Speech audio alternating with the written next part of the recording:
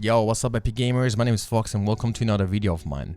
In this video we're gonna go over my lock run, speed run, whatever you call it, that gave me rank 1 on FFlocks. It's not a huge achievement because FFlocks just froze, but instead of just giving you the video and letting you watch it, I thought about commentating on certain things and giving you an idea on what things I optimize in this fight. There isn't too much, but we're gonna get over that really fast, and I will not talk too much. I will just put notes on certain things, right? So you're mostly gonna just be watching the video anyway, but I'll talk about the things that I think are important to mention. If you need to learn how to play Bard, you should check out my Bard beginner guide, and if you are a more advanced player and you want to have some tips and tricks, you can stay and you should watch this video probably. The opener is standard potion pre-pull, raging strikes into dots, into wanderers, into battle voice, and then immediately here I use my barrage in Sidewinder into buffs, right? Both Bath and Sidewinder go into trigger attack here, which is very important. Otherwise, there's not much to note about this. The reason I use my barrage so early is because we have Embolden in the party to make sure I hit those 5 stacks of Embolden on the barrage refulgent, obviously, to not cuck my party members, basically. Otherwise, this whole fight is very generous. There is honestly not much to optimize. It is mostly your normal song rotation. Nothing really specific to do where you change it or where you hold stuff or where you let something run out. It's a very straightforward fight in my opinion. There is one small thing which you should be aware of, which is that you should have an apex arrow when basically both Ifrit and Garuda appear. You should have as high as possible there. You can start holding your apex arrow like after the safe spot mechanic, unless you get there 100ing that. I would just use it because otherwise you might end up with like 50 to 75 gauge wasted, which is a lot in the end. So I wouldn't hold it too long, but I also wouldn't like use it right before they basically split up, right?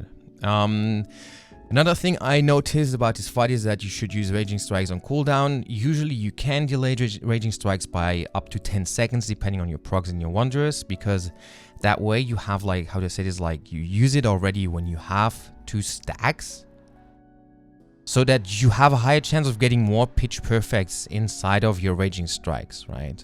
That's like the idea behind it. The thing is about Raging Strikes is that in this fight I would use it on cooldown, because otherwise you reopen on Raktapa with like your Wanderers is already on cooldown game and Raging Strikes isn't. The issue with that is that you either open with armies then, or you open with Wanderers without Raging Strikes, and both feel kind of bad. So my suggestion is to keep using Raging Strikes as it comes up, to not have to delay that, right? Obviously here use Sidewinder inside of buffs because it's a 2-minute reopener. If you can, use Apex here too because of buffs and whatnot. Obviously, it goes without saying. I don't do it here because I just didn't quite get that 100 right before buffs ran out, so that was very unlucky. Otherwise, you also want to be on Ifrit in this fight, basically, right? Because you are a dot shop and you will re-dot on Ifrit.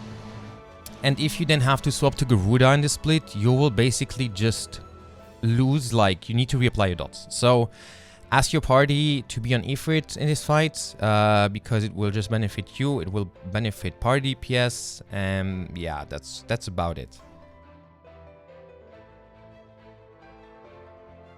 Now here comes a part where you think about already holding Apex Arrow. Now I will probably, I don't remember exactly, but I use it because it goes full here and I don't want to sit on it for so long. Like here I would still use it, exactly, because even if you have only 50 gauge 42 ads, it's still a gain because you hit 2 ads at the same time. But holding and losing so much gauge of Apex Arrow can net you a lot of loss, basically. So my suggestion is that you hold depending on your gauge. And for example, if it would come full now, I would hold it. Like here, I would definitely hold because there's no way you get enough gauge in order to fill it up again or get at least 50 or 70 or whatnot. So that's how I would do it, basically.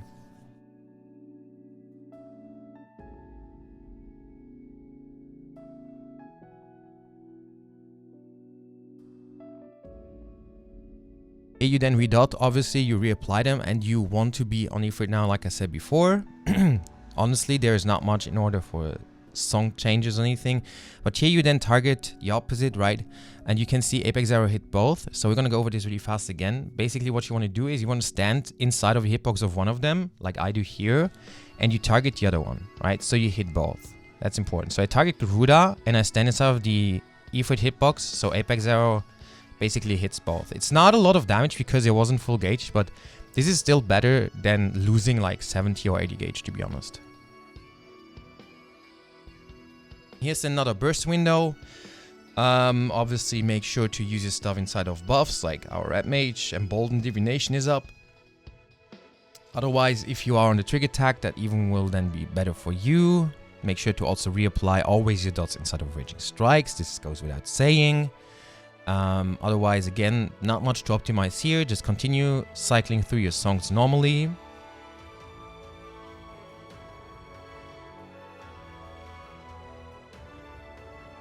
Here is now another thing that I really thought about a lot. Is it worth reapplying the dots here? And my answer is no.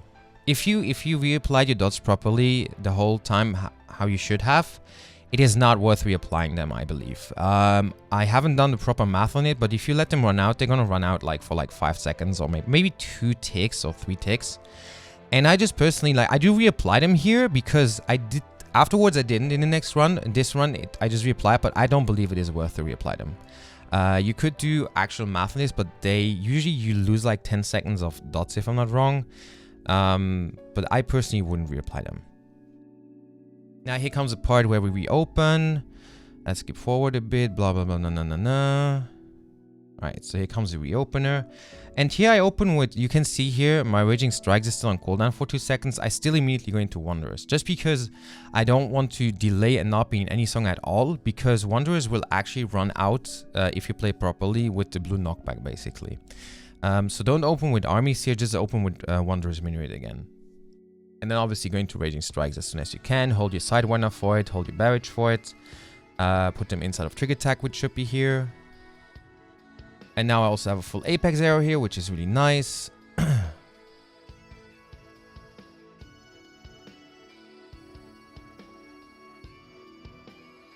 Here again, I apply my dots into Raging Strikes. Also, always use your Pitch Perfect, even at 2 stacks at the end. Don't let them run out for nothing. And then you hold, right? You don't use Battle Voice here like this. You don't use it on cooldown in a lock run or speedrun party because you will not gain another usage anyway. So you delay it into buffs, right? Because 3 minutes line up a bit differently. 2 and 3 minutes, they need to be realigned with 1 minute. So you're gonna see that the moment you should use them is after the stack, basically. I'm just gonna continue playing the video. We still hold on to them. Also, make sure to use your potion. Ooh, I dropped my dots there, actually, yeah. So this is basically where you want to use your Battle Voice, right? Around this time, there's going to be Trigger Tag coming up now. So boom, there goes Battle Voice. And you don't want to pot here because you're in armies, right? So you don't really want a potion here.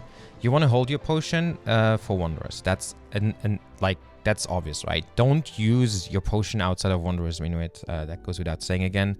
I use it here to reapply my dots the first time. Right, here we go. So now dots reapply with the potion. We go into Wanderers, we go into Raging Strikes, and then we just have our last big burst window. Lucky enough, I will also have probably an Apex Arrow here because we had 90 gauge. So this lines up pretty well in terms of damage for me now. And this is like a big burst here that we have at the end. Also, now comes the Apex Arrow inside of Raging Strikes and inside of Potion. And here again, I reapply my dots in both Raging Strikes and the Potion. So make sure you always do that to apply your dots into both, right? Because they keep snapshotting those, right? And here you want to enter fight. This is your optimal fight end, right? Before this knockback. And as you can see, my Wanderers just ran out. So this is how you play your songs, and anything afterwards just doesn't benefit any job, to be honest. So it would have been even a better run if we would have killed it before this mechanic, but it's still at fucking 3%, unlucky. So yeah, but I hope this part you shouldn't see it in a good party. If you do see it, then just continue your song rotation and hope that you kill it as soon as possible, because we kill it before the mechanic actually starts. So yeah, and that's about it.